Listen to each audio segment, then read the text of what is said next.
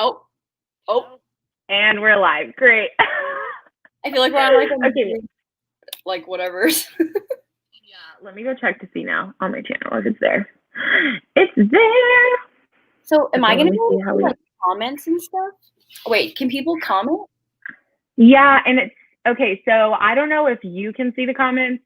I can see the comments, but if you like have your phone next to you, you can like put it next to you and you should be able to like see the comments underneath it. Okay, I have to go to your YouTube. Yeah. But we're live, so. Can you like tell if people are there?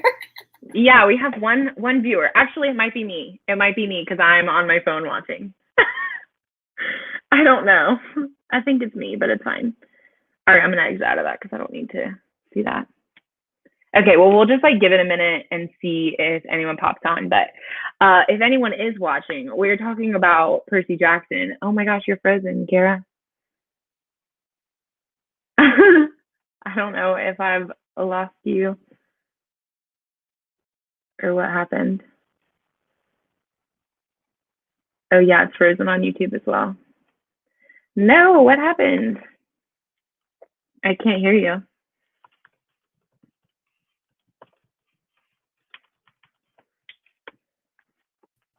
Hi, Lexi. Oh my God, you're back. Yay. Oh my God, that was so scary. I just texted you. I was like, what is going on? Okay. Lexi is with us. She said hi. Hi, Lexi. Yeah, I don't know what happened. It was like you were frozen, and then I checked on my YouTube app, and you were still frozen. And I was like, oh gosh, what happened?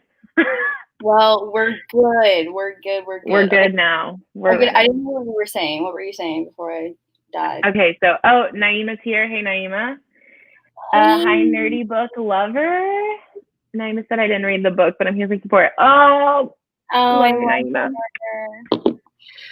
Okay, so we'll give it a minute. But I was talking about Percy Jackson. If you guys didn't know, I'm hosting a read along for the whole Percy Jackson series with some people, Mary from Mary Reads, Jess from Books Past Bedtime, Nitty from Nitty Ready Reads, and Kristen from Kristen's Corner. Okay, anyways, how to get all that out. Great. Memorized it right here. That was good. Anyways, we were talking about it, and I was saying I am really excited about the romance aspect because I'm a romance booktuber, which I feel like is interesting that we have different kinds of booktubers like talking about the books because they're going to notice different things than I will. Like I'm going to be all about that romance. So anyways, I'm really, really excited about that. So, oh my gosh, look, I can show people's comments. I'm going to show them. Oh my God. Okay. Yeah, because I can't. So hey, you're featured. Okay, I'll just like show them as they come through so that way you can see them as well. Okay. Cool. All right, we'll give it like another 30 seconds for anyone else. Any stragglers? Oh, I guess we can tell everyone what we're drinking. I'm drinking, I have it right next to me actually, Barefoot Moscato. We got that cheap stuff from Walmart. We got my Chirpy Top. We love it. We love the Chirpy Top. I'm drinking a hard pressed cider, which is basically just apple juice for adults, and it's really good. Have you ever had like Angry Orchard or Red's Apple Ale? Oh yes, I love it. That one looks more bougie though. This one's from Trader Joe's, so you know they have to. Oh, it is bougie. It's so bougie. I know it is. It's annoying. I like can't go to Trader Joe's because I would just buy the whole store. And that's not good for me. It's cheaper, so that's better. Yeah, that's true. And I'm excited. We're excited too. All right. Well, I guess we can go ahead and get started. So we read The Turn of the Key by Ruth Ware. We hope you guys did too if you're joining. If not, you didn't read it like Naima and you're just joining for support. Thanks for showing up. This is our first live show. We're so excited about it. Naima's drinking red wine. Go off, queen. Ma'am. I actually don't like red wine, but neither do I. But still. But like I'm happy that you enjoy that for yourself. I actually don't like wine at all, but I like Moscato because it's just like sweet. But anyways, we read The Turn of the Key by Ruth Ware, and we're going to talk about it. Welcome to our first live show for Prose Before Bros. I almost said that backwards, and that would have been embarrassing. That would have been Detrimental. Yeah, really. Then we'd just be canceled. So we read this book, and we have a whole fiasco issue with this, and I'll just talk about it for a second, and then we'll move on from it because I'm still not emotionally okay from it. But basically, the reason we picked this book was because me and Carah were talking about the kinds of books that we had that we could do for this live show. And I was like, what do you have? And she like gave me a list. And she's like, what do you have? And I gave her a list. And I told her that I had The Turn of the Key by Ruth Ware because I got this book from a free book library, which is a Reader's Digest like book with like 5 books in it, or no, 4 books. And excuse me, that tacos I just say are coming up. Anyways, so there's like 4 books inside of it. So I opened it up and I looked in it and I was like, this isn't thick enough to be 4 books. Like, there's no way. So anyways, I opened it and The Turn of the Key was only 150 pages. And I was like, that's weird. So I assumed it was 150 pages, like the first 150 pages of the book. And then you read it and you get like halfway into the story and you're like, oh my gosh, yes. Like, I can't wait to read the rest. So I started reading it and then I was on page 92, I believe. I actually took out my bookmark just now, but I was on page 92 and I was like, this is oddly like coming to a close, or like, this is just getting a little too hyped to be only page 92. So I looked at the front of the book and the first page says select edition, selected and edited by Reader's Digest. And I was like, edited? Like, who needs to edit a book after it's already published? So then I did research and found out that this is a, what is it called? When you start a condensed version of the book. So that's really depressing. So I ended up reading the rest of the book online for free, but I tried to go back and reread some of the stuff that I read at the beginning, but I couldn't read all of it. So take my opinions for what that's worth. The fact that I only really read really her real words for like half the book, but it's fine. But yeah, that was like the most depressing day of my life when I found that out. But yeah, that's super unfortunate. I luckily got mine from the library, so I did read all 300 and something pages. So wow, look at you go. Thank you. Thank you so much. All right. Well, I'm so excited to hear like what you rated it and like what your thoughts are, because your opinion is just like very weighty for me. Like, I just really trust your opinion, and oh wow. And I've been dying to know what you thought about it, because I'm like, did she love it? Did she hate it? Like, I don't know. I feel like you either loved it or hated it. So yeah. So for everyone watching, we like decided to not tell each other what we thought of it and like wait for the live show. So this is going to be equally exciting for all of us. But yeah, so do you want to just give a very brief synopsis? Yeah. So Turn of the Key, if you didn't read the book, is basically about a woman named Rowan who takes a nanny position. Like, I don't know where exactly. Do you know where? Scotland. Somewhere in Scotland. Okay. Somewhere in Scotland, which is like 6 hours away from where she lives. And anyways, she goes and accepts this nanny position, and strange things start happening to her in this house. She starts experiencing some weird things. And so, yeah, is that good? Yeah. I need to add anything else? No, I guess the only thing to add would be like the house is like a smart house is kind of how they deemed it. Yeah. But that's basically everything that we know from the like this. What is this called? Synopsis, summary. Flap. Oh, the front flap. Yeah. Yeah. Cover, flap. I don't know. I don't know. Who cares? But anyway, okay. So do you want to say your rating first, or like what? I didn't know. Okay. I'll say mine first. Okay. So a little reference here. This is probably my second or third thriller that I've read as a book reviewer. So like, this is an interesting perspective because you have Carah, who loves thrillers and like knows them and knows how they should be written. And then Naima said, oh, I need to read this. Is there any romance? That's my girl. That's my romance booktuber right there. Would you say there's romance in this? Like very briefly. it's not like romance. Like, it's not like, I guess I'm not the romance, like, person to ask. yeah, it's not like good romance. It's like, Yeah.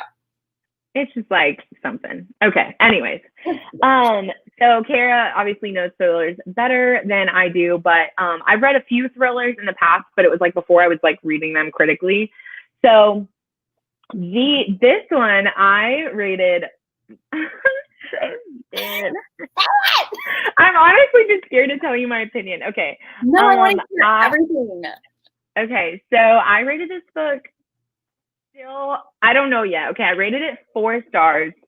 Might bump it up to a 5-star. I'm still sitting on it. I'm still sleeping on it. I thoroughly enjoyed this book. It was not like any other thriller I've ever read, and I think it's because I thought I wouldn't like the horror aspects to it because I don't like scary movies or anything. But I found myself loving the scary scenes. Like, the scenes were like super creepy, and my heart was like racing. And I read another thriller maybe a few weeks ago, and I didn't get that because it wasn't scary. It was just like, it was more just like weird, if that makes sense. It was behind closed doors. Or no, not behind closed doors. I'm an idiot. It was What Lies Between Us. The book you bought me. Oh, yeah. Wait, did you like that book really quick? Yeah, I did. It's different. Like I said, it's not something that was like scary or anything. It was just kind of weird, but I gave that one 4 stars, but I enjoyed this one more, which is why I feel like I can't give it 4 stars. I just don't know how to rate thrillers yet. Like, if you give me a romance book, I can read that thing and be like, this is the rating that I have for you. Like, off the bat, like, no, like, I'm instantly know what I want to give it, just because I know like how I critique my books based on like romance books, but I'm not super versed in how to rate like a thriller. So I gave it 4 stars, but I might bump it up to 5. I just really loved this book. It was just I loved the creepy scenes. It was so eerie, and I like really liked that, which normally I feel like I wouldn't, because I hate scary movies. Like, I don't even like creepy movies. Like, I don't like that at all. Like, I hate it. But I feel like maybe reading and watching something is just a different experience. So it's not as scary when you're reading it, because you can kind of separate yourself from it a little bit more. I don't know. But what are your thoughts? Yeah. Okay. That's super interesting. So I guess my rating, drum roll. It's really not that big a deal. I rated it a 3 stars, so like, not bad. Okay. Yeah. Okay. So here are my thoughts. So personally, I think the ending fell really, really flat for me. And I just had so many theories in my head of what was the truth. And then it didn't happen in a way that I was like, that was well done, in my opinion, because it just ends and I don't mind open endings, but the fact that we like, also we're talking spoilers, so if you don't want to hear spoilers, here, but I'm about to spoil. Please exit the building if you don't want to be spoiled right now. But I really didn't like how we didn't find out if Rachel like went to, like, did she? Oh, shoot. Where did she go? Where has she? I need to know. I mean, and I guess you could infer that she did go to jail, because if you remember, like, the letter before, the little girl's letter, it was like, well, I guess it doesn't matter anymore. What does that mean? Does that mean that the trial's over and she's in jail, or does that mean? Wait, did you say that? The little girl? No. It was the letter where the guy found like all of these like letters. Oh, yes. Yeah. Why would you point that out to me? Now I'm gonna think about it forever. Oh, that's so sorry. See, it says, oh my god. Wait, it says to BH. Literally says TBH. I don't know. I don't imagine it matters now. So what does that mean? I don't know. But anyway, but the entire book, okay, so the reason I didn't give it 2 stars is because I really was intrigued the whole time. Like, I really was like, that's why I finished it so fast, because I was just like, okay, let's keep going. Like, I at some points, like, where I was like pretty scared, like I was like, oh god, like, just that feeling of like eeriness. I think Ruth Ware did a really good job of like creating this eeriness of a house. And I was like home alone when I was reading a lot of it, so that definitely added to it. But yeah, I think okay, so you're gonna be like, oh wow, you must have hated it. But all of these tabs are actually parts of the book where I was like, and I tabbed them. I tabbed them because I wanted to talk about it and be like, this is why, give an explanation for like why I just don't think I don't think it should be as hyped as it is. I don't really, like, I just don't really get the whole like intrigue, but I will say that this is a really, really good book for someone that's like getting into the genre like you. So it's just not for someone like me where like all, like, just context, everyone.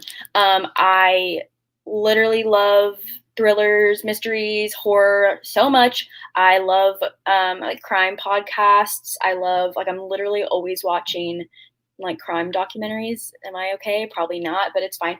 I love like podcasts and documentaries and videos on like crime stuff. So I also love like psychological thrillers. One of my all-time favorite books is Gone Girl by Gillian Flynn. I still haven't read that. It's on my shelf though. I need to read it. Do you know the twist? Yeah, I've seen the movie. Are you effing kidding me? I know. I wish I could read it and not know. You know what I mean? And experience it for the first time. Yeah. I mean, I get it. I mean, I just spilled that on myself. You made me laugh. I get it. It's a book that's been out forever, so it's kind of like it's kind of hard to not. Wait, which one? Yeah, because are you talking about Gone Girl or Turn of the Key? We need to know, Naima. We have to know now. Okay, yeah, continue. We might have to kick you out unless like we want you here, but like I don't want to ruin your reading experience. I know. Although I guess like, was there really like a plot twist in this book? I would say, well, not plot twist. Well, no, yes, there was. There was like 4, technically. Wait, yeah. Can I say it?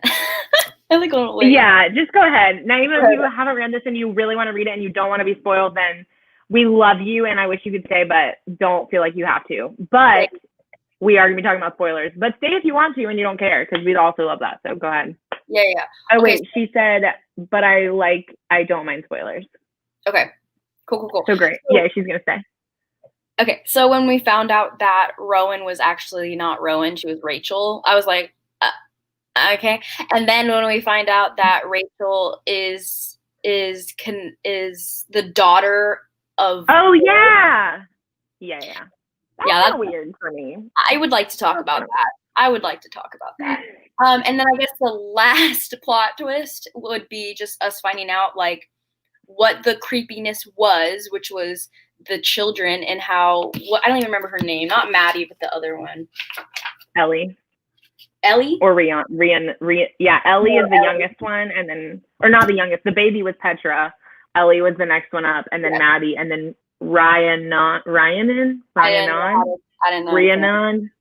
Yeah, I did not know her last name, unfortunately. But yeah. So when we find out that Ellie's the one that killed Maddie, I mean that's a pretty big reveal.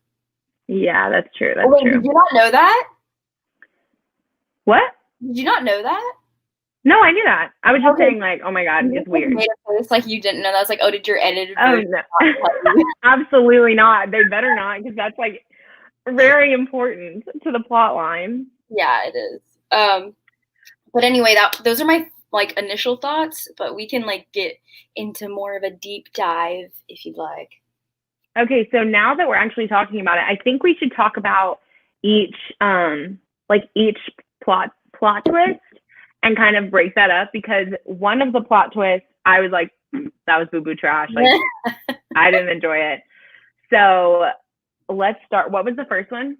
Okay, so I would classify the first one being her name. Her name. Like, well, so there's multiple. It's like her name, but then we find out like that she lied about everything. And like her. Yeah. Okay. So we'll say her name and like her identity as one, and then finding out about her dad as another. Yeah. That makes sense. So the one I really did not enjoy, well, I didn't really like the one about her father, but the one where it was talking about her identity, like how she changed her identity and like went by her friend's name, Rowan, because her name's like Rachel. So right when I read that, I was like, because the one thing she said, the way that like Rhiannon, I don't know how to say her name. We'll just call her Rye because that's like how they call her in the book. Yeah. So when Rye like basically exposes her, Rachel is like, well, how'd you find out? And she's basically like, well, I found you on social media. And Rachel's like, well, I didn't think to like take down my social media because I don't like use it. And I was like, okay, this happened in 2017. Like, even if you don't use social media, like you have a picture of your face as your profile picture. Like if this was written in like 2005 or 2006 when social media was like on the come up, sure, I would totally believe it. But like that just seemed very convenient for me for her to be like, oh my God, I thought I covered every single base except for my Facebook page. Like, and you were best friends with her. Like, it just seemed kind of like very easy for me personally. Like, I just feel like it was an easy out for her, easy plot line for her to say that. Like, yep. I don't know. I did not enjoy that one. I like wrote that down. I was like, I don't really like this because it just seemed way too easy and convenient. And I was like, it's 2017. Like, if you don't know you have social media, like you need to figure that out. Like you need to get it together. Yeah, I did not like. Okay, so like I guess I could like kind of understand how she finessed her way because Sandra the mom was like pretty desperate for a sitter. So I guess I could like kind of understand that. But I feel like I would have been okay with that if it wasn't coupled with the next plot twist. Like and then once we got there, I was like, you're doing too much, Ruth. Like this is too much. I hated it so much. Also, and we can talk about this later, but like my initial thoughts, like there were too many red herrings, like to the point where it was like, wait, what's a red herring? A red herring is basically like when an author puts something in the text to try to confuse you. So Jack Grant is the biggest red herring. Oh, yes, like, I literally wrote down, like, is this Dr. Grant's like great grandson?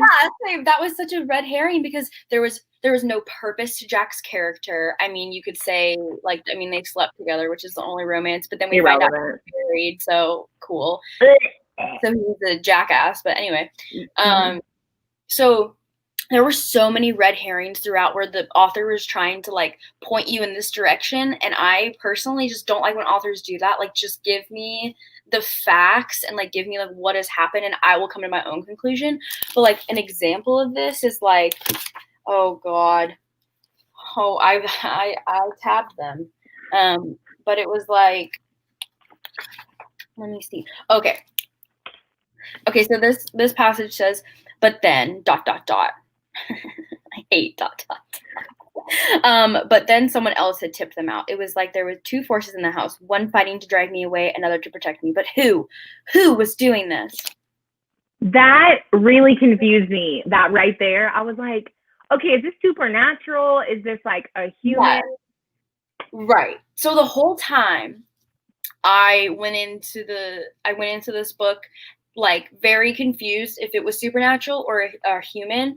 And I personally don't like supernatural like thrillers. Like that's just not my thing. So I was like, oh God, if this is supernatural, I'm gonna be so upset. But like everything was kind of like pointing to a supernatural element because like some things were happening that just like didn't make sense. So I was just like, okay, maybe it is. So I guess like she did a good job about like confusing us in that aspect. But yeah, there were just so many like of those like, oh my God, wait, I have to find this one. Everyone just needs to be patient with me and let me find this because I literally rolled my eyes. It was about Jack. It literally was like, oh, okay. It says, I looked up, ew, I hate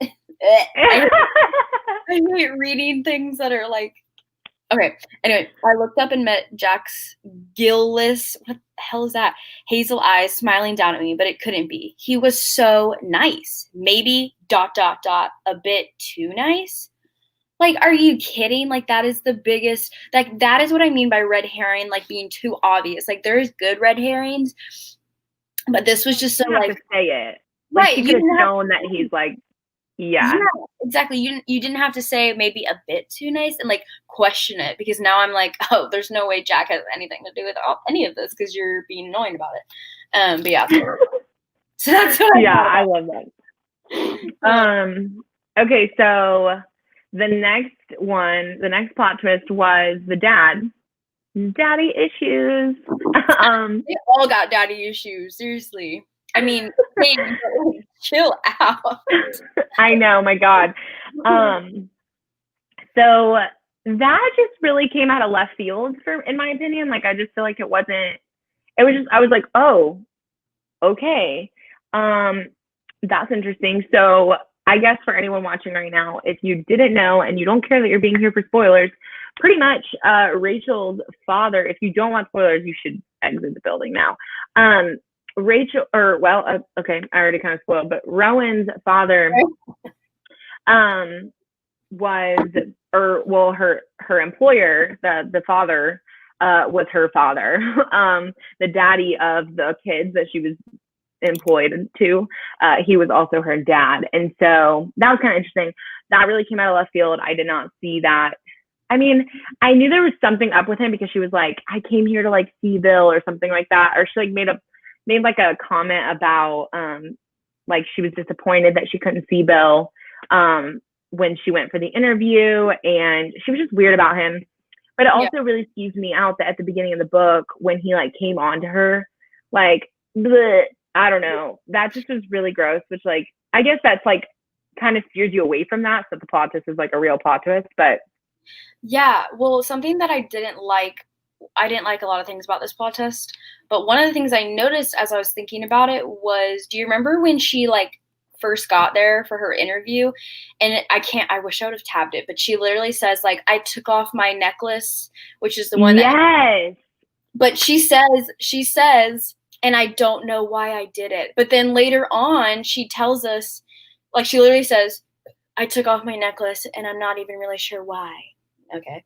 But then later on, she literally tells us she took it off. So it's like, you lied to us. You could have just left that yeah, out. you basically lied. Yeah, you should have just left that out because obviously you knew why. Yeah. Which also, going back to the first plot twist, that like her real identity was Rachel.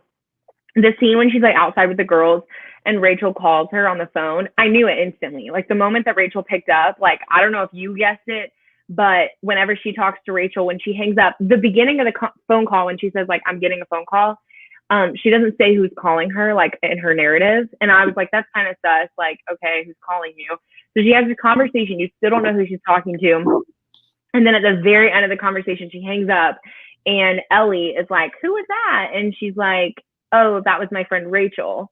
And immediately I knew, because first of all, I knew that she didn't, with the whole necklace thing, it had an R on it. I knew she didn't want them to see her necklace that had an R on it. I thought for different reasons. Like, I thought, I don't really know what. I just thought it was maybe like Rachel's necklace or like it was her necklace, but I don't know. Yeah. And so whenever she hung up and was like, that was Rachel, I like knew at that point, like in my bones, I was like, her name is Rachel. Or like, hey, I'm impressed. I didn't catch up on that, so you know. I Good definitely job, got that. Wow, look at me go! Yes. Thriller reader right here, you know. But anyways, did you have anything else to add about Bill? Oh, I sure do. So I I sure do. I hear you. So this is a personal thing, but I hate when it's like a trope that I've like seen, but I hate when the villain of the story is like never in the story. Like we literally only see Bill for what, like one scene when he hits on Rowan, Rachel, whatever her name is, and I do not like that. I think that is a lazy. Maybe I shouldn't say that.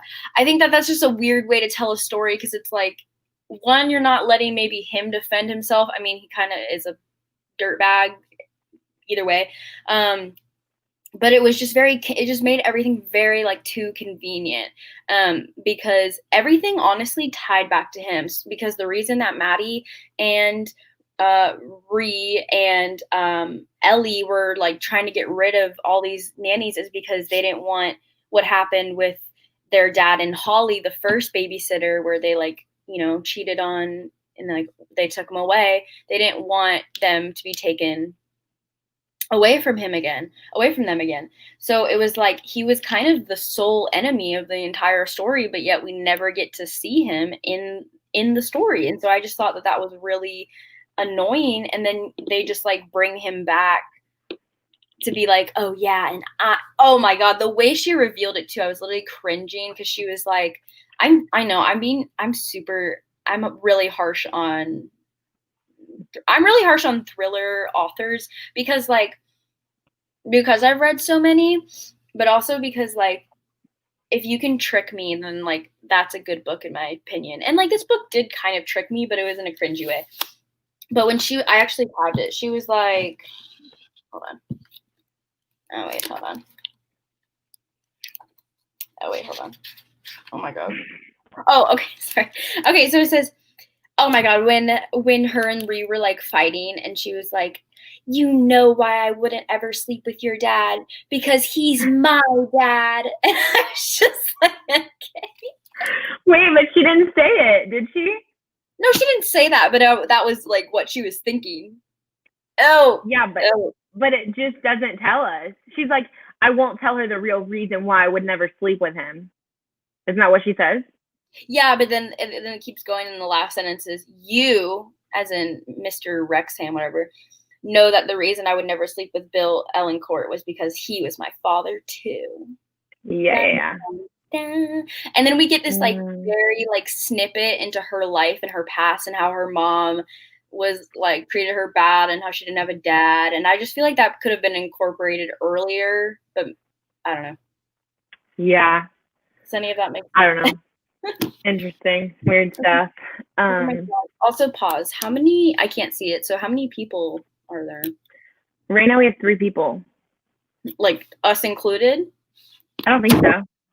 Okay, hey 3 people. What's up? No, it can't be, because a minute ago we were down at like 1. But also, while we take this like mini pause, I'm gonna post a picture on a story on our Instagram. So you gotta get cute, you know. I'm not close with that. Wait. I'm not. Okay. Okay, pose. Cute. Okay. Cute. Oh my god, you can see like my ring light in the very back, like up here. Just like that's kind of awkward. It's fine. You know what I mean? 3 people that are watching, how are you guys doing? Do you have any questions? And then also give us a high and low of your day while we're talking. Yeah. I would like to know. Also, tell us what you're reading. We want to know like what you're in the middle of reading right now. I didn't even ask you what you're reading. Are you reading anything right now? Am I reading? Me? Well, I'm actually, before I started Turn of the Key, I was reading Wilder Girls, which is so mother effing good. And I kind of feel like it's like a book, like genre that like we could probably read, but I don't think you would enjoy it because it's very, very gory and like body gory. Like I just don't think that's your thing. That's my thing, I guess. I don't know. I would have to see what it's like about. Yeah, is it bloody? Oh yeah. I just don't know how a book can be like gory. You know what I mean? I mean, I guess like it could just be like really in depth, but like I feel like that wouldn't gross me out. But maybe I just don't know. I mean, it doesn't gross me out because I don't know. But I think it's very like descriptive about things happening to their bodies. Yeah, okay, true. Oh wait, we have new comments. Yeah, I'm reading that. And I was gonna finish it, but then I had to start Turn of the Key. But anyway, what are you reading? I'm actually in the middle. I just started the 5th Harry Potter book. Oh yeah, yeah, I'm really excited, but I'm in the middle of reading that book. I'm like trying to do a thing of reading multiple books at a time, to see like if that increases my reading, which it has. But also because I'm listening to audiobooks and reading books, So on audio, I'm listening to Get a Life, Chloe Brown by Talia Hibbert, which is a romance. I've heard good things. It's so good, Carah. It's so funny, and I just love it. And so the narrator also has like an English accent, which is so cute. And then I'm also reading a book on Kindle, which is an ARC, and it's a Cuban girl's guide to tea and tomorrow. So it's okay. It's not my favorite. That's why it's like I'm on my Kindle, and it's kind of something that I read when I'm like don't have a book near me and I just have my phone and I have nothing to do. I'll like pull it up. But it's taken me all month to read, and I'm only 50% of the way through. So yeah, no, that's tough.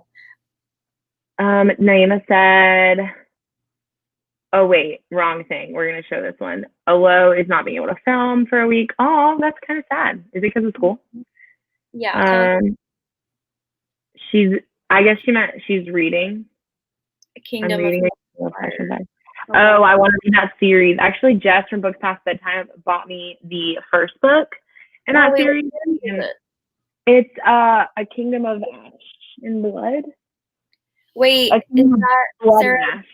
that Sarah J. Maas? No, it's similar though. You wouldn't like it. It's Jennifer L. Armentrout. You're right, I wouldn't.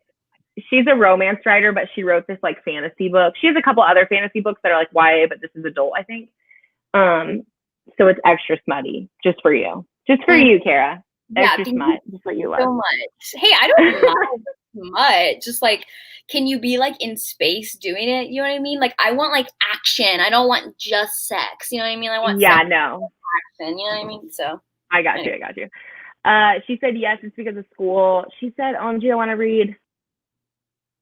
I don't know what this is. Did I say this? Oh God, I don't know acronyms. Get a Life, Chloe Brown.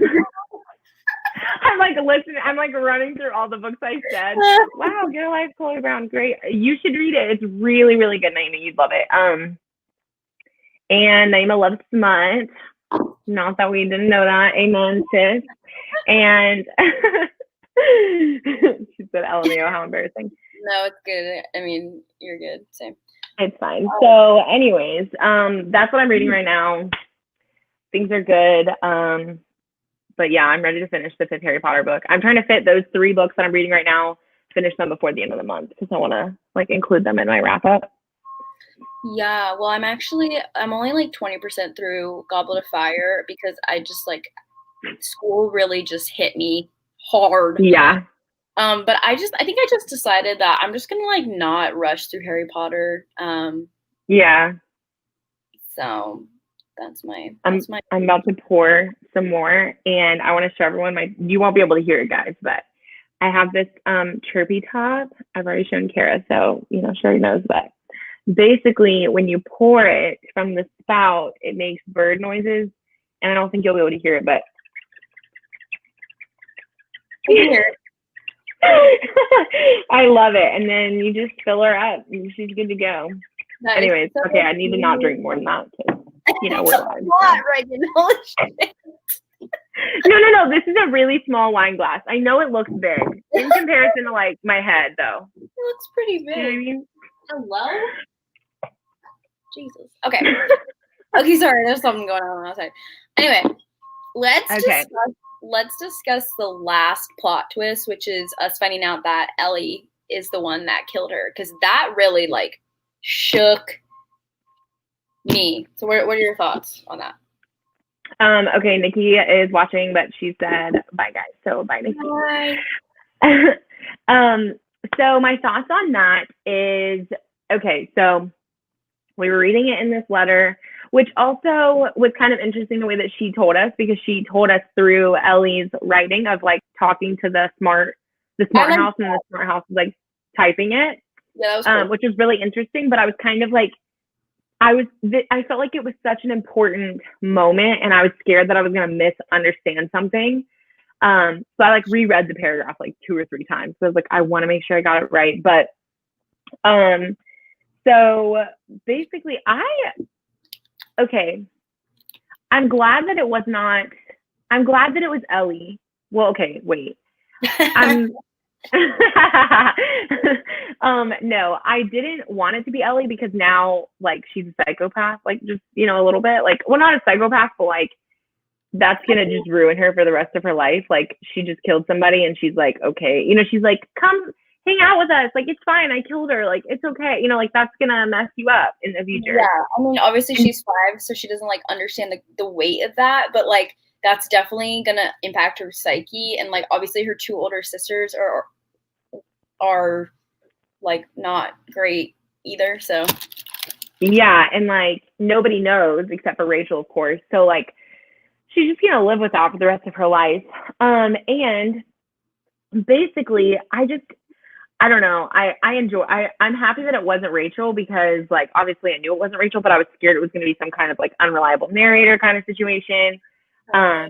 But, yeah, I don't know. I actually kind of liked that plot twist. I thought it was cool and it was interesting.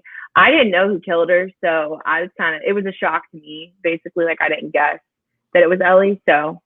Yeah, I thought it was shocking, too. I knew after all those red herrings it couldn't have been Jack. But I was like, okay, who else could it have been? I thought maybe it was the older sister, but I was like, yeah, she was brought in so late, like that wouldn't make sense.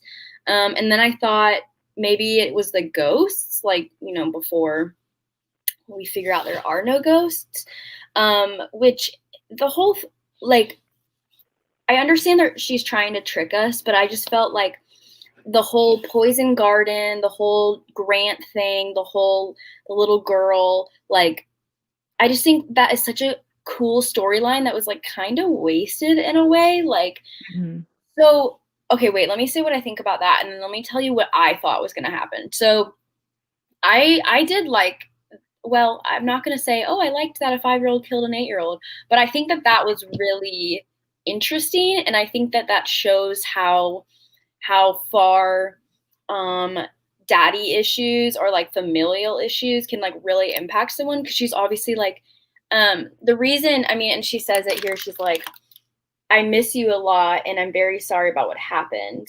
Like, she says she misses her, but like she never treated her good. So I was kind of confused, but then I realized like she's a 5-year-old, like she just wants like someone to love her, and she kind of felt like Rowan did that.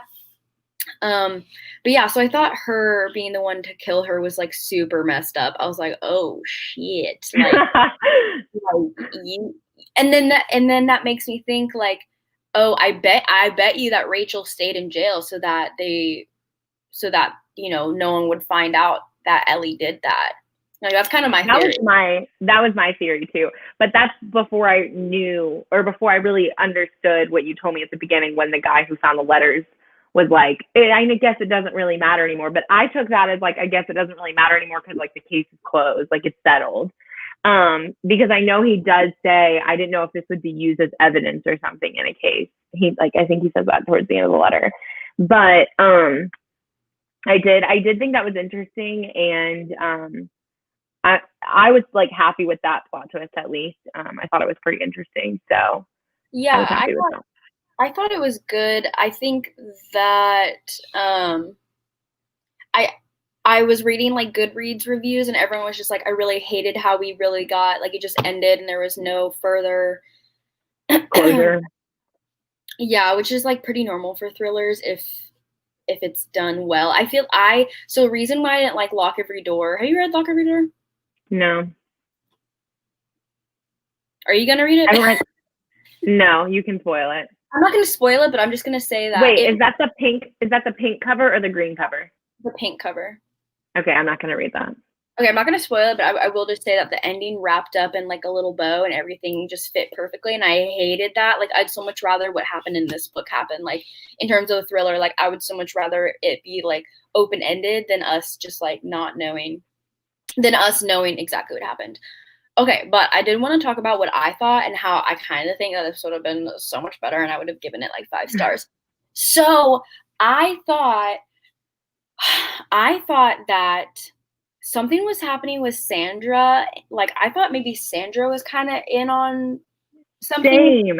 She was kind of creepy towards the beginning. And like, I just think that could have been so cool. But what I thought was that all the nannies actually hadn't left, but they had been killed and they were up in the attic.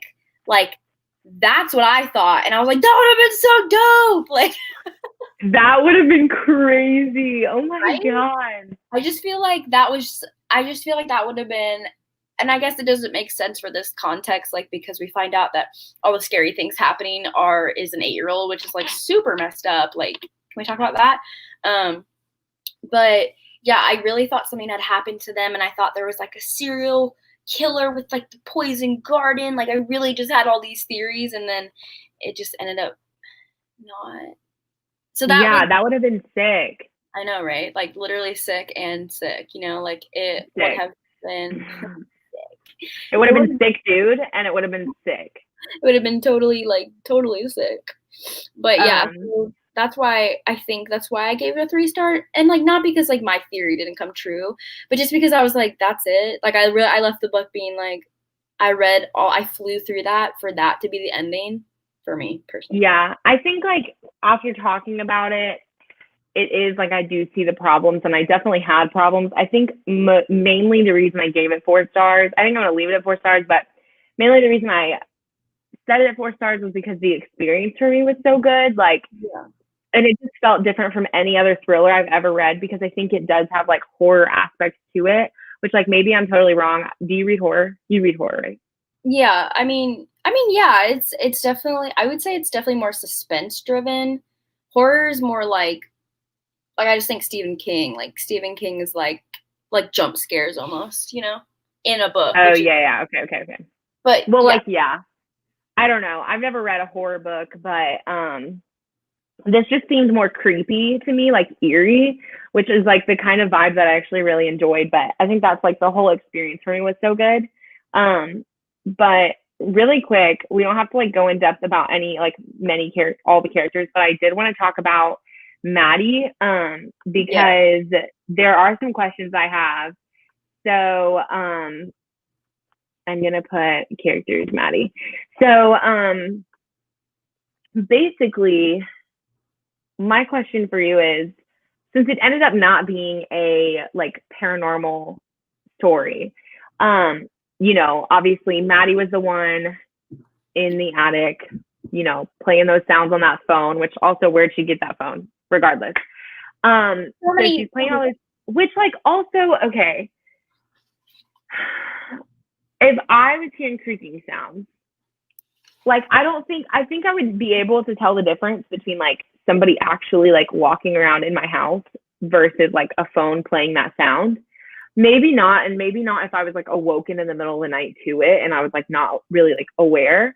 But that was kind of interesting. But basically, I know that she like played those sounds on the phone, but at the end of the book, like, she was still convinced that the ghost didn't want her there. Like, do you think that was true, or do you think she was making the ghosts up in her mind, or do you think like to cope with the fact that she didn't want her there because of her daddy issues, or do you think she's like actually crazy and can like see ghosts and like the ghosts didn't want her there? Like, I don't like, what do you think? Are you talking about Maddie or Ellie? Maddie.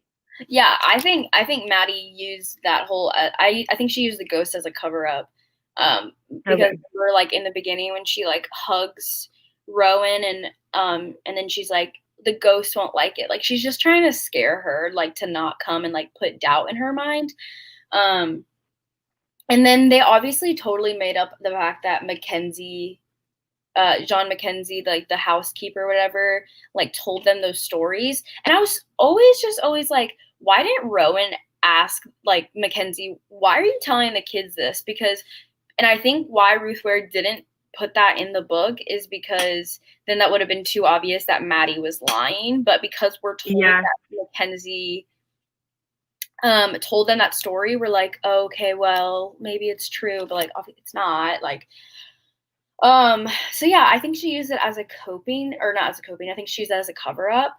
But I'm reading the last page, and it says, so she got the phone because it was her mom's old phone that she stole. Oh, okay. So that's an answer for that. But I was thinking about like the noises of like the attic, and like in the attic of the creek and everything, and we see that so much throughout the pages. Oh my God. like so much. And I was I'm like, can you just say like I'm hearing the creaking again? Like, do we have to read creak dot dot dot dot dot creak dot dot dot? Like, yeah. And I was thinking back on it when we like finally figure out the truth is that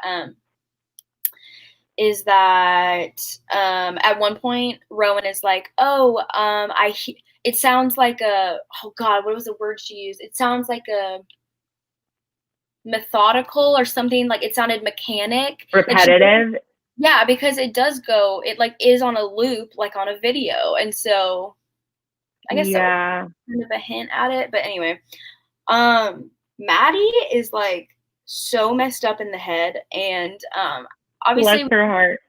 Bless her heart. And obviously we can't like totally blame her parents, but like we kind of can. But like she is like seriously, like the fact that she like thrived off of scaring Rowan, and then remember when she like spit in her face and she was like happy about it. That was freaky. That was like demented. Like that was messed up.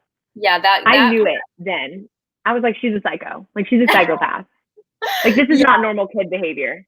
Right. And we both like worked with kids, and like I have worked with some bad kids in my day, but the thought of a kid spitting in my face and then smiling about it, like I'm taking you to the office and we're like calling someone, because that behavior is just like not really normal for a child. Yeah. No. Yeah, that was kind of crazy. And then like the fact that she actually attempted to kill this chick, like she put those poisonous berries in her bottle of wine, which is also kind of stupid because she was like already done with it. By the time that Maddie got to the bottle of wine, there was like just a little bit left in there, but she just like crushed up the berries. And I was like, not only did she try to drive her away, she almost killed her. Like, right, which is interesting because it's like she didn't try to kill any of the other nannies, but it's like maybe the nannies got away before. But then I was like, because you remember how Rowan is like, or Rachel, whatever, was like, oh, I love her. Like, she's my sister. I would never hurt her. And I'm like, you love her? Like, I know she's your sister. I mean, she's your half sister. I have a half sister and she's my sister. But like, I know she's your sister, but like, you don't know her. You've literally known her this takes place in like 4 days and you love her? Yeah. Doubtful. Also, right. I don't want you to think I'm like, I don't want you to think that I'm like ripping this book apart and you like can't have a 4-star rating. I'm just no concerns. No, that's okay. And I feel like as we continue to do this, like we're both gonna have like varying opinions, and definitely because like you are so well read in thrillers and I'm like not. And from what I understand of people who are good at reading thrillers, I'm good at reading thrillers. I'm good at like have read a lot of thrillers and are good at like reviewing them. Is like if you can like guess a plot twist that's typically not like great, and like but also if the plot twist that happens like it's just not, it just falls flat, like that's not great. So I definitely did have issues, but it wasn't like, I think just the experience for me, it was so good. And like even when I started reading romance books, like I didn't know how to critique them, so I really started just going off of experience, like how was the reading experience for me. And now I'm able to kind of balance the two as far as romance goes. Like, oh, the experience might have been horrible because it took me 2 months to read the book, but the book was amazing. But like for like thrillers, I really can't do that yet. And so the experience was so good, but I definitely had issues with the plot and like how it was written, you know? Yeah, thrillers, at least for me, I feel like are a different reading experience, because like for me, I don't care I care about setting in a way that like, are you making me feel creeped out? But like I don't really care if there's development of characters. I don't really care if there's a romance. I don't really care about like the language. I'm like, just give me the plot, and then can you scare me or can you trick me? So that's why I'm just a lot more harsh when it comes to thrillers. But if I was reading like, I don't know, other books, it would be different. I'd be focusing on other stuff. I'd be focusing on characters and plot development and, you know, all those things. So it's just like, I just read thrillers differently than I read other books, I guess. Yeah. I just missed that Naima commented, what, at 8:51, and I missed it. So I don't actually know what we were talking about in that moment. But Naima, if you're still here, please let us know what we were talking about. It's probably about Maddie, because I think that's what we were talking about. Maybe when she like tried to kill Rowan. But Yeah, crazy. Okay, Yeah, so oh, go ahead. sorry, I just Go had ahead. literally the only question I like had was, you remember how the purple flower was like put like in the on the living room or whatever, and then Rowan like picked it up, thought it was a flower, and then like tried to grow it. So it is assumed that Maddie put it there, but it's like it was poisonous. Like even if a child, like even if it literally was like the most poisonous, I think it said. So like if a child touched that and like brought it back, like how did she not get affected by that? I don't know. I just thought that Yeah, was, I don't think that she was smart enough to be like, oh, let me go get like a rubber glove and like pick this flower and like, yeah. How did she know that that flower was poisonous? She's 8. She's not a freaking genius. Like she's still a child. So I was just like confused by that. But anyway, that was like my yeah. only question. And lastly, something that also bothered me at the beginning was, whenever she's like leaving from the interview and Maddie like chases her and like gives the hug and she's like, don't come here, like the ghost will like be mad about it. Like, first of all, if I went to a house for an interview 6 hours away from my home where I could feel comfortable, and I show up and it's a creepy smart house, I feel kind of uncomfortable for majority of my time there. Like, not a very great experience. The kids don't really like me. If that was my experience and the girl ran up to me who has hated me the whole time I was there to give me a hug and then tell me the ghost won't like it, I'm not coming back. Like, you won't find me there. Like, I was like, why would she come back? Like, I mean, I understood at the end, like, her motivation was to, like, see her father, I guess. But, like, why would you go? That was just dumb. I mean, I guess if she didn't, there wouldn't have been a book. But, like, I feel like that would have been cool to, like, include after she came for the job. Because, like, personally, for me, I don't, like, necessarily believe in ghosts, but, like, I wouldn't show back up. Like, I'm not going to test a little girl. No, I totally agree. And I thought that was super weird. And then I also was like, I understand her motivation was seeing her dad, but like, could you have like not been so freaking creepy and like showed up at his house and been like, oh, I'm going to take care of your kids. Also, I'm your kid. Like that just could have, I just thought that was so weird. Like that really could have just been, I just thought that's what made the believability of this whole book was that stupid twist with the father. I feel like if they would have just taken that out, I would have like maybe liked this book a little more. Anyway, I'm gonna stop talking. Naima said, I've read one thriller. It was okay. Have any of you read The Husband's Secret? Have you read that? I have not read that. What's it about? I haven't. I recognize the author's name though. Have you read anything by her? No, I haven't. I want to look up. I guess. Yeah, look it up. And then she said, I was talking about the girl. Oh, she was like talking about when. That was kind of creepy. That was freaky. Wait, it was called The Secret what? Oh, sorry. Let me pull back up. The Husband's Secret. I don't really like that title, honestly. I probably wouldn't have picked it up. Oh, I recognize this cover, yeah. Oh, she wrote Big Little Lies. That's who. That's why I recognize her name. I've never read that either, but. I haven't read it, but I'm going to look into it. Thank you so much. Great. Thanks for the rec. Well, I hope that it was a good one. Let us know if you actually enjoyed it, Naima, or if you were asking because it was bad. But yeah, so are you good to go ahead and like wrap up with announcements and stuff? You have any last thoughts or anything? I really can't even believe it's been an hour. I know, you guys, we were talking about we were like, can we discuss a book for a whole hour? Like what? But like we really did. I really could keep going too, but yeah. Announcement. Okay. So basically, for those of you that don't know, obviously I said at the beginning, this is our first monthly live show, and we are so excited. So next month we are reading. Do you have your book ready? Oh yeah. The dramatic moment. Behind Closed Doors by B.A. Paris. We are reading this book for the month of October, which I'm kind of excited because it's not like, I don't know, I feel like The Turn of the Key might have been better for October because it's like more creepy. Like I feel like this isn't creepy, but it's just like messed up. So this book, I love it. Yes, I'm so excited. This is a reread for me, and it's like new to Carah, but I'm gonna like play a game and predict what your rating is gonna be. I'm probably gonna get it so wrong, but I'm gonna like write it in my notepad, and then we're gonna have to talk about it at the next live show. I love that. I'm excited. The first time I gave this book 5 stars when I read it, but that was when I was just basing it off of enjoyment.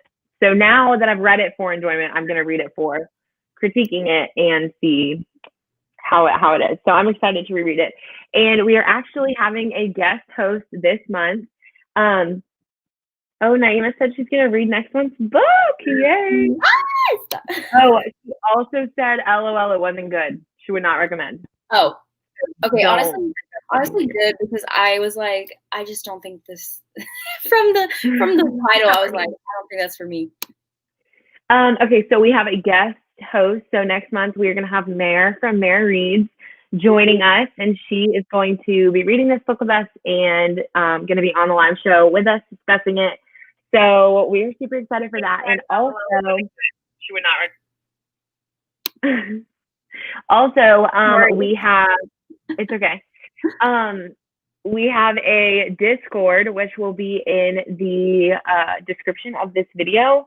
So join our Discord so we can talk about the books as you're reading them. I haven't made a section for the new book yet because I wanted to announce it, but I will make a section in the Discord chat for Behind Closed Doors. And I don't know how many chapters there are in here, but I'll break it up by chapters. Well, great. I don't think that it has.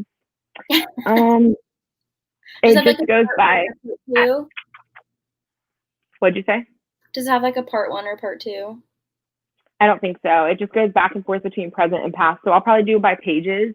So like page like 1 to 50 or whatever the past and present break is. But anyways, we're going to be reading that book, and I'll break up the sections so we can chat about it. Me and Carah are in the Discord already, and we're really excited to chat with you guys.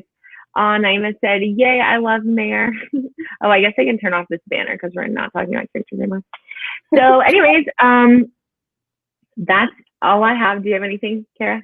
I don't think so. I think the only thing I'd want to say is, so this book club is definitely like a work in progress. So, and I guess like in terms of like what genre we're doing, I mean, it's kind of obvious. Like we're definitely staying around like thrillers, but also like psychological things and like just basically anything that's kind of creepy. So it's not like just mystery. It's like kind of a broad thing. Yeah. So thanks for the 2 people that are watching. We love you so much. Hey, we got up to like 4 at one point. So we're living. We thought it was going to be just us in here, which, you know what? And honestly, shout out to Naima. She stuck through the whole hour. Incredible. What a queen. I really just adore her. She did that. Oh my gosh. Love you, Naima. Okay. So that is all. Thanks so much, you guys, for joining us. It was so fun. Oh, and next month is going to be on Carah's channel, which is linked down below. So go there. We will have the date and the time announced on our Instagram, which I don't think is linked down below, but I'm pretty sure it's just Prose _ before. It's Prose before _ bros. I will link it down below in a minute, but follow our Instagram to keep up with our time and date for the next live show. But yeah, it was super awesome, and I had so much fun. Yeah, that was great. Thanks for joining. Yeah, thanks for coming. Naima said, she put hearts and said, bah, ha, ha, love you. Okay. All right. So yeah, that was fun. I don't know how to end this. All right. Thanks for joining, guys. I end it. Okay. Bye, guys.